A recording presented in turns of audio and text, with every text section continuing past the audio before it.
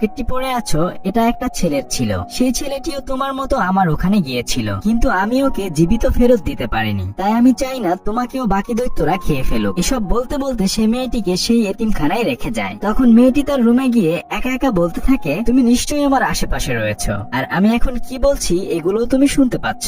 এসব বলতে বলতে সে বেলকনির কাছে চলে আসে। এরপর রেলিং এর উপরে দাঁড়িয়ে চোখ বন্ধ করে লাফ দেয়, আর তখনই দৈত্যটি এসে তাকে ধরে ফেলে। কি আর করা, নিরুপায় হয়ে দৈত্যটি মেয়েটিকে নিয়ে সেই গুহার দিকে রওনা হয়। ওদিকে একটি দৈত্য ঘাসের নিচ দিয়ে লুকিয়ে লুকিয়ে তাদেরকে দেখতে থাকে। তারা দুজন গুহার মধ্যে এসে বাকি দৈত্যদের থেকে কিভাবে বাঁচা যায় সেই বুদ্ধি খুঁজতে থাকে। ঠিক তখন একটি দৈত্য গুহার মধ্যে প্রবেশ করে। চাদরটি বের করে সে বলে, তোর কাছে নিশ্চয়ই কোনো মানুষ লুকিয়ে রয়েছে। এরপর এক এক করে বাকি সব দৈত্যরা নাকের কাছে নিয়ে সেই চাদরের ঘ্রাণ নিতে থাকে। তারপর সবাই মিলে মেয়েটিকে খুঁজতে থাকে। মেয়েটি লুকিয়ে লুকিয়ে তাদের কাছ থেকে পালিয়ে যায়। সে এতই ছোট যে তারা তাকে একদমই দেখতে পায় না। এরপর সে একটি গাছের ভিতরে প্রবেশ করে। সেই বৃদ্ধ দৈত্যটি এবং একটি ছেলের আঁকা বিভিন্ন ধরনের ছবি সে দেখতে পায়। এরপর খুঁজতে খুঁজতে সে তখন রানীর ছবি দেখতে পায়। এদিকে দৈত্যরা সারা ঘর ভেঙে চুরমার করে ফেলে। কোথাও মেয়েটিকে খুঁজে না পেয়ে তারা হতাশ হয়ে চলে যায়। বৃদ্ধ দৈত্যটির সমস্ত বোতলগুলো ভেঙে চুরমার হয়ে যায়।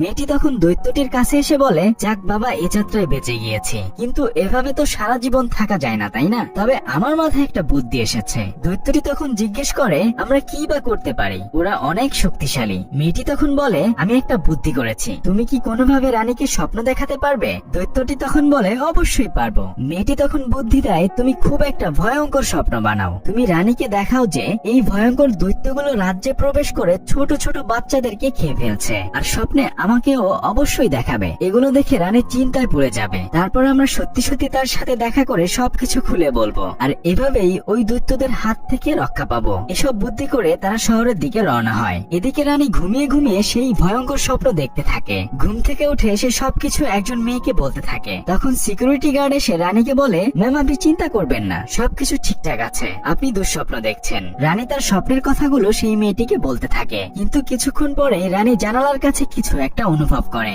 জানালা খুললেই স্বপ্নের সেই ছোট্ট মেয়েটিকে সে দেখতে পায়। তখন মেয়েটিকে জিজ্ঞেস করে, তোমাকে আমি স্বপ্ন দেখেছি, দৈত্যরা তোমাকে খেয়ে ফেলছে, কিন্তু তুমি এখানে কি করছো? তখন ছোট্ট মেয়েটি বলে, এই স্বপ্নটি আমরাই আপনাকে দেখিয়েছি, আর আমার সাথে আমার আরেকজন দৈত্য বন্ধু রয়েছে, সে বাগানে লুকিয়ে আছে। রানী তখন মেয়েটিকে বলে, তুমি তাহলে দৈত্যটিকে আমার সাথে দেখা করতে বলো। ছোট্ট মেয়েটি বলে, আগে আপনি আমাকে কথা দিন, আপনি আমার দৈত্য বন্ধুর কোনো ক্ষতি করবেন না, কিংবা তাকে আটকে রাখবেন না, আপনার সাহায্য আমাদের প্রয়োজন। রানী তখন তাকে কথা দেয়। তারপর মেয়েটি দৈত্যটিকে বের হয়ে আসতে বলে। দৈত্যটি বের হয়ে আসলে সমস্ত গার্ডরা তাকে আটক করে। রানী তখন দৈত্যটিকে ছেড়ে দিতে বলে। দৈত্যটি তখন রানীর কাছে এসে সমস্ত ঘটনা খুলে বলে। রানী তখন বলে, আমি অবশ্যই তোমাকে সাহায্য করব। সে তার গার্ডকে বলে, দেশের সমস্ত সেনা প্রধানদেরকে খবর দাও, আমাদেরকে দৈত্যদের রাজ্যে আক্রমণ করতে হবে। এরপর দৈত্যটি রাজপ্রাসাদে প্রবেশ করে। এত বিশাল দেহের কারণে যেখানে সেখানে বেচারা বেঁধে যায়। যাই হোক, তারপর বিশাল একটি টেবিলে তাকে খাবার দেয়া হয়।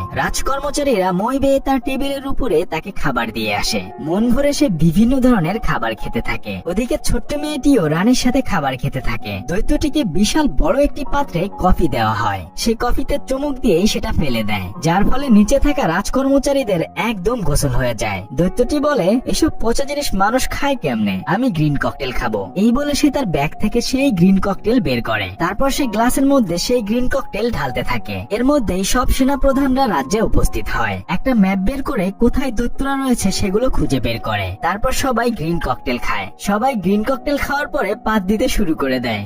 যাই হোক, কিছুক্ষণ পরেই সৈন্যবাহিনী হেলিকপ্টার নিয়ে দৈত্যদের রাজ্যের দিকে রওনা হয়। মেয়েটি এবং বৃদ্ধ দৈত্যটি আগে আগেই সেই গুহার কাছে চলে যায়। তারা এসে দেখে যে সমস্ত দৈত্যরা ঘুমাচ্ছে। তখন তারা বুদ্ধি করে বিভিন্ন ধরনের স্বপ্ন দৈত্যদেরকে দেখাতে থাকে। কিন্তু যখন বোতলের মুখ খুলবে ঠিক তখনই একটি দৈত্য মেয়েটিকে ধরে ফেলতে যায়। বৃদ্ধ দৈত্যটি এসে তাকে বাঁচিয়ে নেয়। তখন বড় দৈত্যটি বৃদ্ধ দৈত্যটিকে মারতে গেলে সৈন্যরা উপর থেকে হেলিকপ্টার থেকেই তাকে আক্রমণ করে। সৈন্যদের এবং দৈত্যদের মাঝে বিশাল মারামারি হয়, কিন্তু সবগুলো দৈত্যকে জালের মধ্যে বন্দী করে নিয়ে যাওয়া হয়। হেলিকপ্টার করে তাদেরকে একটি নদীর মধ্যে ফেলে দেয়। সবাই সেখান থেকে সাঁতরে একটি দ্বীপে আশ্রয় নেয়। পরবর্তীতে সেই দ্বীপে দৈত্যদের খাওয়ার জন্য তিতা করলা এবং কিছু সবজির বীজ দেয়া হয়, যেন তারা মানুষের মাংস খাওয়া চিরতরে ভুলে যায়। আর এরপর মিষ্টি মেয়েটি সেই রাজপ্রাসাদে বসবাস করতে থাকে। যাই হোক, আপনারাও সবাই সুখে শান্তিতে বসবাস করতে থাকেন সেই দোয়া রইল। আর হ্যাঁ, ভিডিওটিতে লাইক দিয়ে কমেন্ট করে জানিয়ে দিন কেমন লেগেছে আজকের গল্পটি। সবাই ভালো থাকুন, সুস্থ থাকুন। ফিরছি কয়েকদিনের মধ্যে নতুন কোনো ভিডিও নিয়ে। খোদা হাফেজ।